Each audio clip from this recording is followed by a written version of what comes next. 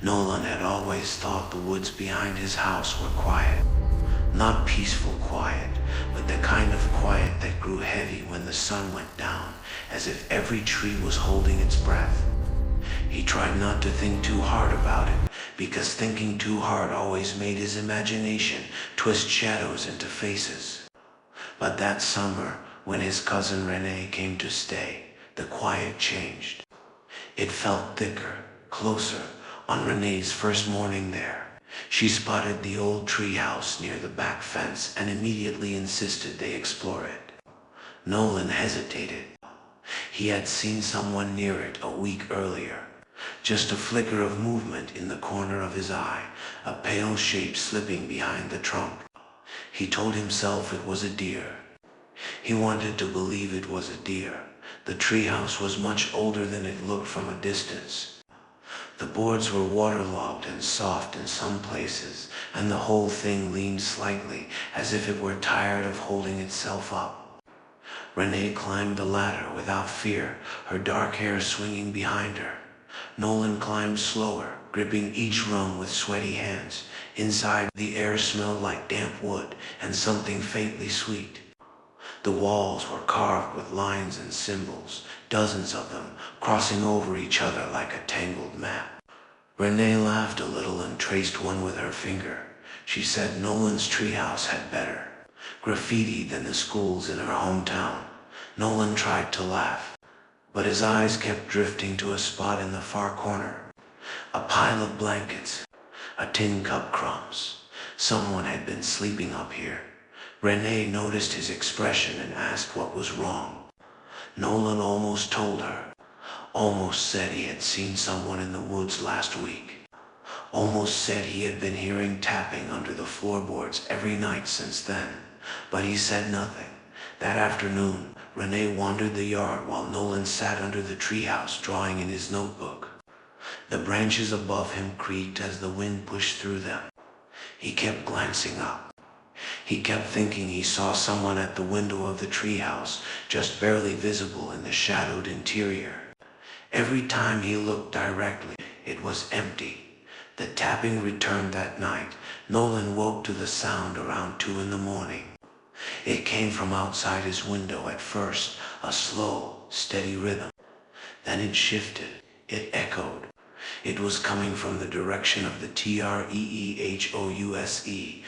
He sat up and listened, heart pounding. He wanted to wake Renee. She would believe him. Maybe, or maybe she would laugh, call him nervous, tell him he needed sleep. The tapping grew louder. Nolan reached a window and pushed the curtains aside just enough to see the dark outline of the treehouse. The shadows were deep, but he could make out movement beneath it. Someone standing there, tall, thin, still watching the house. Nolan stepped back and covered his mouth. His legs felt weak. The shape slowly raised an arm. Tap, tap, tap. Not on the treehouse this time. On its own head, as if knocking to remind Nolan it knew exactly where he was. The next morning, Nolan told Renee everything. She listened without interrupting, her expression gradually tightening. She didn't laugh. She didn't joke. Instead, she told him they needed to check the treehouse again. Properly this time. They searched every corner, pushing aside the old blankets and trash. Nothing unusual until Renee noticed a plank in the floor that didn't match the others. She pulled it up, revealing a square hole carved into the ground beneath a crawl space. Deep and dark, the space smelled like soil and old breath. Nolan whispered that they shouldn't go in. Renee whispered back that whatever was living there already had. When they peered inside, they saw something that made both of them recoil. A nest of blankets, food scraps, drawings of Nolan pinned to the dirt walls, scribbled in charcoal, and in the very back of the crawl space, breathing softly in the darkness. Something moved. Lyndon always hated the way the woods behind his parents' house swallowed sound. He had returned for the summer between semesters, thinking he would find peace. But the property felt different now, quieter. The kind of quiet that made you feel like you were being listened to. His parents' old treehouse leaned at the far corner of the yard, half lost to vines and rot. He had spent years promising he would repair it someday, and now, with nothing but time on his hands, he finally dragged out his tools and climbed the ladder. The boards creaked under him. Dust shimmered in the beams of light that slipped through the cracked walls. He smelled mildew, old rain, and something faintly metallic. Maris, the girl next door, wandered over as he worked. She was small and soft-spoken, with sleeves that always covered her hands and hair that hid half her face. She warned him in that quiet way of hers that the treehouse wasn't safe. Not because it was rotten, she said. Something else. Something that moved inside it after dark. Lyndon smiled politely and thanked her, assuming she was trying to spook him. The neighbors had always had strange stories about the treehouse, but he had never believed any of it. He climbed back up and kept working. That night around 1 a.m, he heard crying. He sat up in bed, heart pounding. The sound was faint but unmistakable, a child's soft sobs drifting from the backyard. Lyndon got up, pressed his face to the window, and stared at the silhouette of the Treehouse. The crying wasn't coming from beneath it. It was coming from inside. From the rafters, he grabbed a flashlight and slipped outside. The grass was cold on his bare feet. The crying got louder as he approached, hesitant, desperate. It sounded like a little girl begging for help. When he climbed the ladder, he expected the sobs to stop. They didn't. They grew sharper, as if whoever was crying could sense him getting closer. Lyndon pushed open the hatch and shined his flashlight inside. The treehouse was empty, but the crying continued, drifting from above him. The rafters were too dark for him to see clearly, but something shifted in the shadows. Something small. Something curled. Hello. Lyndon whispered. The crying stopped instantly. The silence was so sudden, it made his breath hitch. Then a whisper drifted from the rafters, high and trembling. Lyndon, help me. He froze. No one knew he was out here. No one was supposed to know he had been working on the treehouse. He swallowed hard. Who are you? The voice trembled again, mimicking the fragile sobs of a child. I fell. Please help me down. Lyndon raised the flashlight toward the rafters. For a moment he thought he saw fingers curling around a beam, thin and pale. But when he blinked, they were gone. Something laughed then. Not a child's laugh. Something broken and breathy. Lyndon climbed back down so fast, he nearly slipped out. The next morning, Maris was waiting for him near the fence. She looked tired, like she hadn't slept, and she asked if he had heard anything weird last night. When he told her about the crying, her face went pale. She told him the treehouse once belonged to a family who had lived in the neighborhood decades ago. 3 children, the youngest, a little girl named Ella. They played in the treehouse every day until the night they all went missing. Maris said the police searched for months and never found anything. But the neighbors kept hearing crying from the rafters long after the house was sold. Lyndon didn't want to believe her. He didn't want to believe any of it. But as he walked back toward the house, he noticed something he hadn't seen earlier. Scratches on the wood near the bottom step of the ladder. Thin lines. Dozens of them, like someone had been dragging their nails across it, trying to climb up. That night, he heard the crying again. Softer this time. Calling his name. Lyndon, come help me. I'm stuck. He squeezed his eyes shut and covered his ears. But the crying grew louder, sharper, until it felt like it was coming from inside his room. When he opened his eyes, he saw movement in the darkness above his bed. A faint shape clinging to the ceiling. Small limbs stretched unnaturally long. A head tilted too far to one side. Hair dangling the rafters. Child had followed him home. Lyndon did not scream when he saw the shape on the ceiling. He could not. The fear clenched his lungs so tightly that even breathing felt impossible.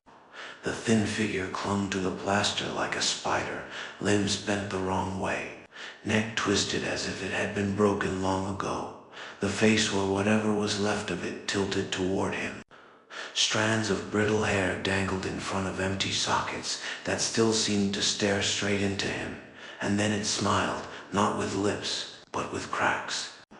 Long fractures spreading across its face like someone had carved the expression into rotting porcelain. The voice that came next was soft enough to make his skin crawl. "You left me in the dark, Lyndon. Why did you leave?" He bolted out of the room, desperate, stumbling down the hallway toward the kitchen. Behind him, he heard a soft thump, like something dropping onto the floor. It was following. He grabbed his phone, but the screen stayed black no matter how many times he pressed the button. The lights flickered. The house groaned under a sudden weight, something moving across the roof, dragging itself above him. He ran outside barefoot, heart pounding. The cold air stabbed his lungs. He didn't look back until he reached the fence line. The treehouse was lit from within. A pale glow pulsed softly through the cracks, like someone holding a lantern inside, or like something burning without fire. He should have run to town. He should have banged on Maris's door. But something tugged at his mind, whispering through the trees. "You came back for me before. Come back again, please." He was shaking, but his legs carried him toward the treehouse anyway. He climbed the ladder slowly, each step creaking like bones. The moment he reached the top, the crying started again, not from above, not from below, from inside the walls. Soft scratching followed, as if tiny hands were dragging across the wooden boards, moving around him in circles. He stood frozen in the middle of the room, flashlight shaking in his grip. A voice whispered behind him, "I didn't mean to fall." Lyndon Dodd. He spun around, expecting nothing, but she was standing there, the rafters girl, small, hunched, hair matted against her face. Her body flickered like a dying candle flame, as if she existed only halfway in this world. Her skin looked stretched tight over her bones, fingers too long, nails broken from clawing at something for years. She reached toward him. "You heard me," she whispered. "You answered. You're the only one who ever answered." Lyndon backed away until his shoulders hit the wall. "What do you want?" Her head twitched sharply to one side. "To leave. I can't leave alone." The floor rotted beneath his feet as she stepped closer. The boards groaned loudly, the entire structure shuddering under an unseen pressure. He glanced toward the hatch, ready to run. She spoke again, and her voice cracked like tearing wood. "Don't leave me in the dark again." The treehouse began to shake violently. Dust rained down. Something slammed the underside of the floor. Over and over, like hands pounding to escape, Lyndon crouched, arms over his head, terrified the whole thing would collapse. That's when he heard a breath behind him, warm, close Maris's voice. "Lyndon, don't move." She stood in the doorway, pale, trembling, holding a metal lantern covered in chalk markings he didn't understand. The rafters girl hissed when the lantern's glow touched her. Maris stepped forward. Slowly she said she needed someone to lead her out. Maris murmured, "But she didn't tell you the truth. She can't leave. She won't leave. She doesn't want to." The rafters girl shrieked, a sound like splintering wood and tearing lungs. She lunged, but Maris raised the lantern, and the girl's body convulsed violently, dissolving into flickering shadows that crawled back toward the rafters. The treehouse fell. Silent. Maris grabbed Lyndon's wrist. "We need to go now." They ran, climbing down the ladder as the structure shook again, boards splitting under the force of something trapped inside. When they reached the yard, the treehouse gave one last violent jolt. Then the entire structure collapsed inward, as if something had sucked it down into the earth. Silence followed. Maris didn't let go of Lyndon's wrist until they reached his porch. Only then did she speak, voice trembling. She died up there. Decades ago. She never left. She never learned how. Lyndon stared at the dark pile of wood at the back of the yard. Is she gone now? Maris didn't answer. She only looked at the woods, eyes full of fear. She knows your name now. Spirits like her don't let go that easily. That night, as Lyndon tried to sleep, he heard faint scratching in his walls and a small voice whispering from the ceiling. Lyndon, I'm still stuck. Help me down.